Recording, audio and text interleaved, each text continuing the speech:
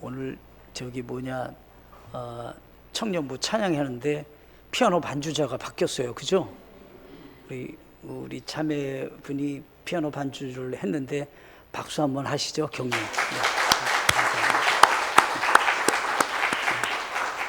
하나님 앞에 더 아름답게 쓰임받는 그런 모습들이 더 있으면 좋겠다 하는 그런 마음을 갖게 되어집니다.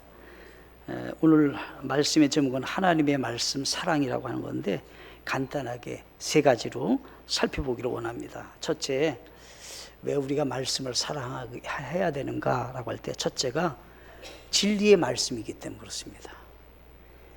그것을 어떻게 할 수 있냐면 성경에서는 디모데후서 3장 16절에 모든 성경은 하나님의 영감으로 주신 것으로 교리와 책망과 바르게 함과 바로 잡음과 의로 교육에 유익하다 그랬습니다.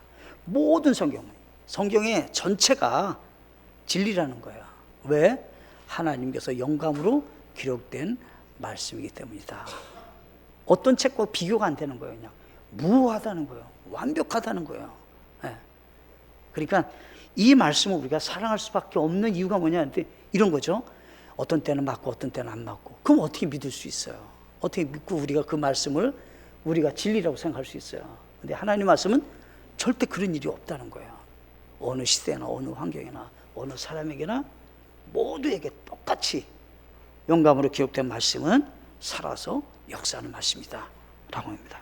베드로후서 1장 20절로 21절 말씀에서도 먼저 이것을 알라. 성경 기록의 대언은 결코 어떤 사적인 해석에서 나지 아니하였나니 대언은 옛적에 사람의 뜻으로 말미암아 나오지 아니하고 오직 하나님의 거룩한 사람들은 성령님께서 자기들을 움직이는 대로 말하였느니라 이렇게 되어 있습니다. 성경은 근원이 누구냐라고 할 때 하나님이시다라고 하는 거예요. 하나님에 의해서 나왔고 하나님에 의해 감독되어서 그 말씀이 영감으로 기록되었다. 그래서 우리가 이 말씀을 사랑할 수밖에 없다는 거예요. 다른 책과는 그냥 비교 자체가 안 돼요. 다른 책은 이와 같지 않아요. 이렇게 될 수 없는 거예요. 성경과 다른 책과의 차이점입니다. 두 번째가 있습니다. 두 번째는 우리에게 유익하다 하는 거예요. 우리에게 유익하다. 오늘 본문 말씀에 보면 이렇게 되세요. 물 있는 강가에 심은 나무와 같다. 그 물이 마르지 않는 그 강가는 이스라엘 나라에서는 참 거의 없어요. 그 나라는 비가 많이 올 때는 물이 있는데 그냥 우기 때가 되면 건기 때가 되면 거의 말라요. 근데 이 나무는 어디에 있냐면 강가에 아주 큰 깊은 강가에 딱 이렇게 나무가 심겨져 있는 거죠. 그러면 어떻게 했냐면 그냥 제철에 열매를 잘 맺는다는 거예요. 잎은 청청하고 잎이 시들지 않고 이렇게 된다는 거죠. 그래서 성경에 보면 왕이 된다면, 지도자 왕이 된다면 왕에게 가져야 될 하나님이 주신 기준이 뭐냐면 성경을 필사해서 이 성경을 읽으라는 거예요. 얼마나 이 말씀이 유익하면 왕은 다르고 할 거 없다 이거예요. 먼저 필사를 해서 이 성경을 필사해갖고 옆에다 두고 성경을 읽으라 라고 하는 거예요. 얼마나 유익하면 그렇게 얘기하겠어요.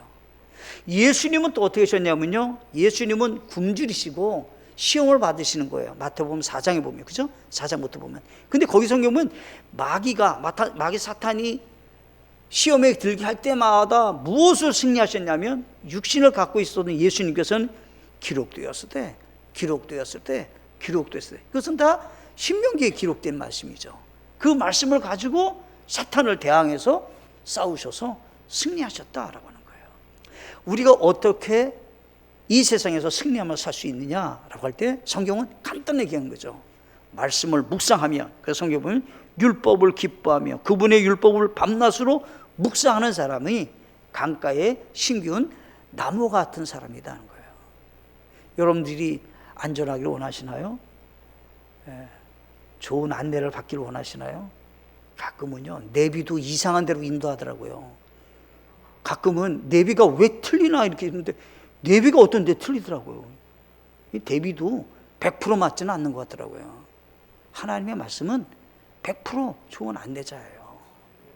꼭 그 말씀을 기억하시고 우리가 내가 왜 말씀을 사랑해야 되는가? 우리의 삶에 유익하다라고 하는 거예요. 또 성경에서 이제 말씀하고 있는 거예요. 여기 이제 히브리서 4장 12절에 이는 하나님의 말씀이 살아있고 권능이 있어 양날 달린 어떤 검보다도 예리하여 혼과 영과 및 관절과 골수를 찔러 나누기까지 하며 또 마음의 생각과 의도를 분별하시는 분식이 때문이라고 했어요. 하나님의 말씀은 그냥 계속해서 살아 역사하는 거예요. 우리 속을 무엇을 변하냐? 말씀이 우리를 변화시키는 거예요. 어느 시대나 어느 누구에게나 다 적중할 수 있어요. 그게 하나님의 말씀은 그런 거예요. 2000년 전의 말씀은 맞는데 지금은 안 맞는다. 그러면 그건 고리타분한 얘기죠. 하나님의 말씀은 그렇지 않다는 겁니다. 과거 4000년 전의 사람이나 지금의 현대 사람이나 앞으로 살아올 사람에게도 성경 말씀은 다 살아있는 말씀으로 똑같이 역사하시는 그런 말씀이다 라고 하는 겁니다. 세 번째 마지막으로요, 이 성경을 우리가 왜 사랑해야 되냐라고 할 때 그것은 기록된 말씀 예언대로 성취된다는 거예요. 우리가 살고 있는 시대를 성경에서는 그림을 그려줬죠. 오래전에 우리가 나오는 이제 느헤미야와 에스더기 보면은 그 윗대가 나오죠. 페르시아 전에 바벨론 제국이 있었어요. 바벨론 제국 때 느부갓네살 왕이 이 이방인의 때가 어떻게 펼쳐질 것에 대해서 성경은 보여주셨습니다. 맨 끝에는 10발가국이 있고 그게 뜬돌이 나서 치면 그 무너지는 이방의 때가 이제 끝이 나는 거예요. 그럼 우리는 어느 때에 살고 있냐? 성경에서 얘기했죠. 바벨론 제국 다음에 메대와 페르시아죠. 지금 우리가 성경 퀴즈에 나오는 느헤미야와 에스더기는 메대와 페르시아에 대한 말씀이 되는 거죠. 그러면 성경에서 이미 얘기했어요. 영원토록 바벨론에 가냐? 안 간다는 거예요. 하나님이 무너뜨린다는 거예요. 그리고 어때요? 메대와 페르시아가 일어나요. 그럼 메대와 페르시아가 영원한가? 아니에요. 그게 무너진다는 거예요. 언제? 그리스 제국에 무너지게 된다는 거예요. 그럼 그리스 제국은 영원한가? 영원하지 않아요. 그리스가 무너지고 로마 제국이 일어나는 거예요. 로마 제국 영원한가? 아니에요. 예수님이 오시면 끝나는 거예요. 이방 땅은. 그래서 성경은 그 모든 걸 왜 가르치고 있냐라고 할 때 시대의 분별과 함께 미래를 알고 성경의 예언대로 진행되는 걸 확인하고 믿음으로 걸어가라고 말씀하고 있는 거예요. 우리가 알고 있는 이 성경은 구약 시대의 고리타분한 얘기가 아닙니다. 오늘날에도 그대로 맞아떨어지는 말씀이다. 그래서 그 말씀으로 승리하는 우리 모두가 되셔서 하나님의 말씀을 더욱더 사랑하고 그 말씀대로 승리하는 우리 모두가 되시기를 간절히 바라겠습니다. 이제 성경 퀴즈 대회를 해야 되잖아요. 우리 기석형제님이 사회를 보시고 이제 진행하셔야 되는데 나오실 때 큰 박수를 한번 격려하시겠습니다.